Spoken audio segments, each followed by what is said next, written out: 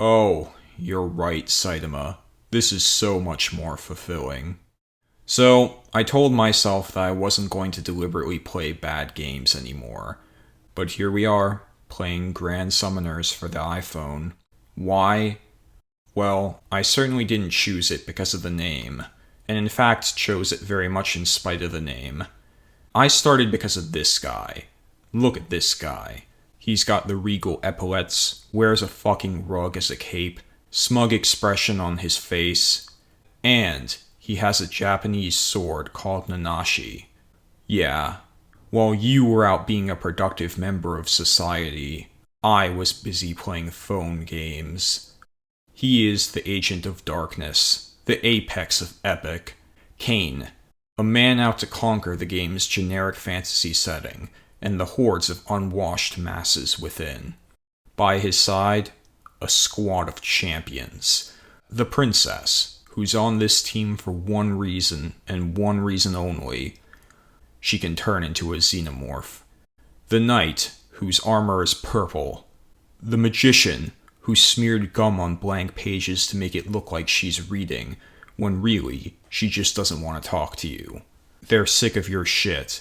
Ruthless demon divine Celia. Hades knight emperor Regulus. Awoken Rem. A rogue thought stems at the back of your mind. All of those names are fucking stupid. But when you see what they're capable of, you won't be laughing. You'll be crying. And you'll be in good company. For while there are 5 elements at play, I deal in the strongest and scariest of the bunch. Pure darkness. All of these men and women are steeped in it, to their very core, and with it at the helm, we shall scatter pixels across the screen and shit on the enemy. It'll be absolutely disgusting. Just wait. Observe the exciting combat system of Grand Summoners. You must press the button, occasionally, to unleash epic beatdowns on general population. Can you control where your units move? Who they attack? No. Why would you want to? There is only the slaughter of those between you and the left of the screen. Throw colored death at the enemy, stack text and numbers up on the screen, watch the meter rise and fall as your foes are grinded up into bone meal. Direct your heroes. Win, and repeat as many times as necessary. Give your characters equipment, and scream at the blacksmith to speak English instead of Klingonese. He refuses. Raise your equipment so it can be used more often and to greater effect.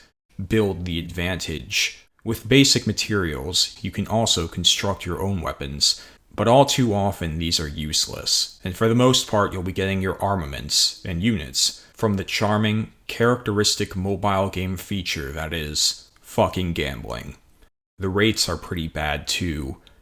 It's like reverse Russian roulette for the nobility of the world, or those with the devil's own luck. I still remember the day I started playing. I was walking down the city street when I saw a hobo by the local McDonald's, swathed in rags and holding an iPhone. I looked over and thought, damn, he has a lot of ultra-rare PNGs. I offered to trade him it for a Big Mac. In response, he hissed and clutched the phone close to his chest. I then persuaded him with a rather large rock, and that's how I got this Miltonian ensemble. I'm joking, of course. I just sacrificed a few kids to the volcano god for improved RNG. Because honestly, what is the life of several children next to my personal satisfaction? Not much. As an aside, I did originally pick up this game because of Kane, but then I saw the animation where you pull for units, which features a young man waving around a weapon that is quite literally larger than the rest of his body, and thought to myself in bemused contempt, okay, let's see where this goes. As you can see, the game takes place in the terrestrial equivalent of the Grand Line, where the climate randomly changes within the span of 5 feet. Grasslands, lava, snowtops, Angband. It is a chaotic land, but the people are strong, and more importantly, not too bright. They are anime people after all, and of the isekai breed to boot, existing only to be subjugated by 105 IQ masterminds such as those in the Court of Shadows. You follow a generic fantasy protagonist, whose name is of entirely no importance and who you'll never use, because his level cap is over 20% below everyone else and his skills are hot garbage. Not even kidding. It's as though the game itself is declaring him subhuman. Interestingly, this is the case for most of the characters that show up in the main plot. With the exception of Julius Evola, Awoken Brem, and Celia, they are mediocre at best next to nearly every other unit, which is a shame because most of the other units are still complete trash. What does it mean to be below complete trash? It means we skip right from C tier to F tier, with the F standing for Fecalith, Fustigate. Fuck this. Also, their unit art tends to be worse than their in-story portraits, which I don't understand. In fact, their art is so bad that some of the units have had to be updated. Personally, I liked it when they did not have a nose or mouth. True struggle. Indeed, besides the units I possess, there is little hope to be had, largely stemming from specific, limited availability units. Perhaps the most widely coveted of these are the so-called Knights of Blood, which include a LARPer from Walmart, failed attempt at fan service, man with blue hair, and there's something to be said for a man that has not just one, but two comically oversized weapons. But my favorite among them is this guy. Look at him, traipsing through Tamriel with that big foam sword. Do you think you could stop him? As if. Honestly, if nothing else, the character designs are consistently entertaining. Look at this woman. She's supposed to be the ultimate ninja. The ultimate ninja, people. But wait, something doesn't quite seem right, now does it? Let's run down the list. Oversized robot arm to throw her sense of balance off? Check. Outfit leaving vital organs exposed? Check. Impractical hairstyle? Check. Wearing heels? Check. She's presenting herself to you. It would never work, Shuri. You're two-dimensional. Honorable mentions go to Ezio, who, well, pocket sand. And also to Mako from the Kill la Kill series, because she's unironically one of the best units available. Not Ryuko, not Satsuki, Mako. This is a good time to mention that the game has a lot of crossovers. Kill la Kill, One Punch Man, Yu Yu Hakusho, Goblin Slayer, anything to jingle keys in front of your face and keep your attention. Sometimes the interactions between these people can be pretty funny. Other times they can be actively repellent. And with that, we come to the question everyone's been waiting for. We know that this is a bad game meant only to fleece stupid children out of their money, but how does the porn quality writing stack up to the previous Abomination we witnessed? Will we get to see the medieval equivalent of check out the latest fidget spinners? Will Guy Fawkes step out of the shadows and suplex King George for all to see? Well, Nah, boo boo. Holy cow, this guy is a jerk. Wearing a shoulderless dress in the midst of a blizzard. No consequences, of course. Attack of the volcano bird. Machine guardian of trees. They don't show up in the cutscenes, but at least we have those titles. Don't just go picking the fruit. All this stuff is grown with sorcery. Munch. Iris is in bad condition. I think it's pretty obvious that Fen put you and Iris out in front as bait for the demons. So this is Crest's sorcery? It's sick! Gah! I'm not strong enough. Maybe humans really can't defeat the demons. What do you think is going to happen next, people? What could possibly happen if I just keep clicking? Oh my god, I'm on the edge of my fucking seat here. What's going to happen? Oh god, evolution! A lot of the humor is more context dependent, and also not as good. Much of the main plot essentially boils down to a really shitty game of Among Us, and I wonder who the traitor is. Who do you think it is, guys? I don't know. There are hints of potential for a decently entertaining, campy kind of story, but they never come to fruition, both from a general lack of development and a variety of little things that just get in the way. For example, at one point the traitor says that the cult's leaders aren't bad people, and then 2 minutes later, he's changed his tune, shouting, "You cult scum! You assholes!" Like, is it too much to ask for a little consistency? The whole deal with this setting is that there used to be a bunch of ancient races in the world, warring against each other before humanity sealed them all away. Gods, demons, spirit people, which aren't very impressive if you ask me, and machines. But for some reason, the demons are starting to come back. You have to stop them before they fully revive their leader and destroy the world or something.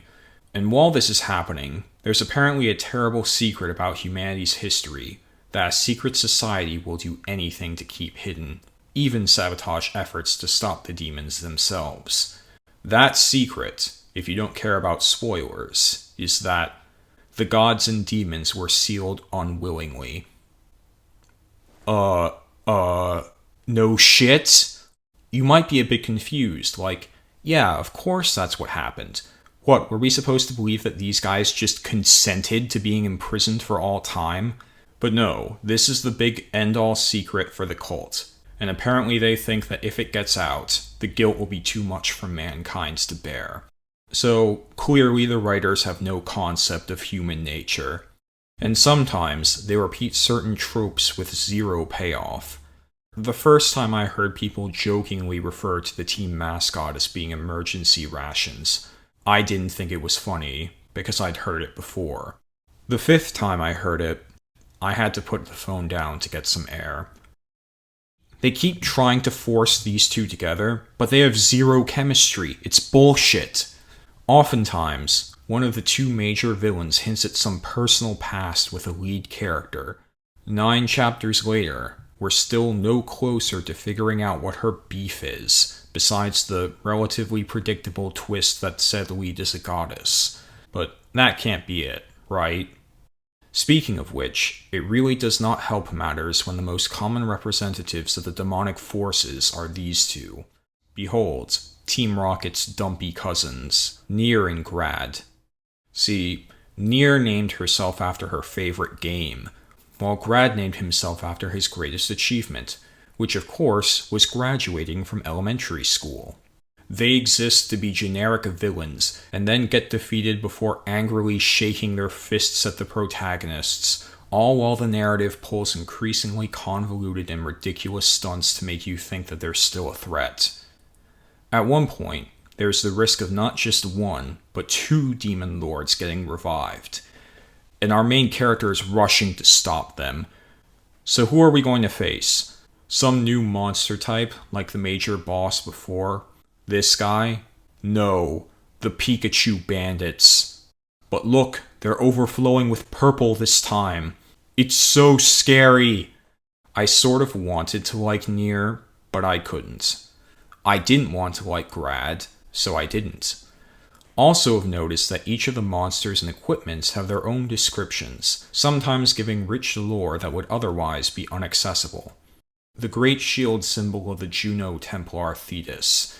He is said to have confronted the enemy army without ever hesitate.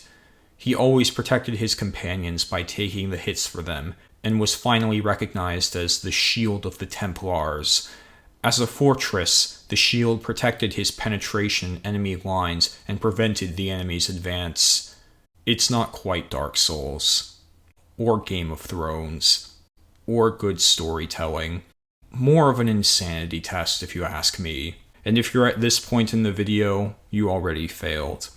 It's so lax with setting up the rules to its own setting, you barely have any idea how things work, including the magic system or what the fuck happened in the ending. It's like a dream, or maybe a nightmare. Instead, they're more likely to pause and go through one of the largely irrelevant, miscellaneous legends of their world in excruciating detail. Like, you're not fooling anyone, Grand Summoners. The 3 Blade Masters are tutorial units, and the 6 Witches fucking suck. I do appreciate how often everyone rips on the main character, but he never really changes or develops to reflect that, and that's not good. Man, something about this guy makes me a little uncomfortable. What could it be? I don't know. I guess it will be a mystery forever. And he's the good guy of his event, making me question the creator's loyalties. I held out hope that at some point one of them would eat a baby, but no. What a disappointment. Oh wait, I forgot that this is supposed to be a gameplay video. Look, it's the gameplay. 10 stars. More like 10 farts. Get it, guys? Let true dark be cast upon the world. Battle against the silent holy knight. Dead. Trials of the flame god. Extinguished. Life-draining botanical beast. Alright, Garfield, time to say goodnight. This world is overrun with clones. Look, I can't tell you how many times I've faced Dark Mage Ognard or Crow the Bandit. It is a curse, likely the work of some as-yet unnamed demon general. They dither hopelessly, searching for a meaning in their replicate existence. Alas, all they will find is a grim sign, bearing down on them with the immutable force of reality. No uggos allowed. What's that? This actually looks like an eyesore? No, you're wrong. This is war, kiddos. Welcome to Pandora. Sometimes you have to use a bit of strategy, though. Like with this guy. If he lands one hit on your units and launches his poison bombs, you're basically dead. However, if you just use shitty techniques constantly, you can stun lock him into oblivion while you beat him to death. Such is the power of a gamer. About 95% of the content is appallingly easy, which is good for delusional ego trips and wasting your time in general. Even with garbage, it most certainly can be cleared with relative ease. The remaining 5%, however, is where the men are separated from boys. See, the best way I can describe this whole thing is that it's like a puzzle game, but you have to pay for the pieces. You'll look up strategies for a few stages, and they'll say, use this unit, and maybe this unit if you're having trouble. And you'll say, wait, I don't have any of those units. What do I do then? And 9 times out of 10, the answer is cry and give up. But fortunately for you, you can live vicariously through myself, the ultimate being. Observe an advanced tactic. To ensure that we have a maximized art gauge at the time of the boss stage, I will use an art gauge boosting item, and then activate my defensive equipment and do nothing, waiting for the support item's cooldown to finish so I can do the same thing until my power moves are ready. See, this one has been giving me a bit of trouble, but this time is probably going to be the one where I...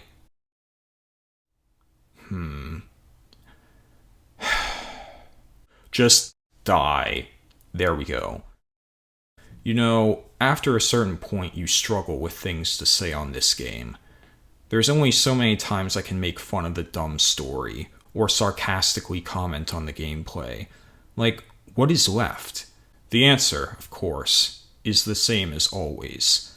Fanfiction. Shuri turns to Fen. If you'd like, I can stick a finger up your ass. I'll pass. What? Shuri responded, incredulous. Reyes enjoys it. Yes, that is correct, the so-called main character said.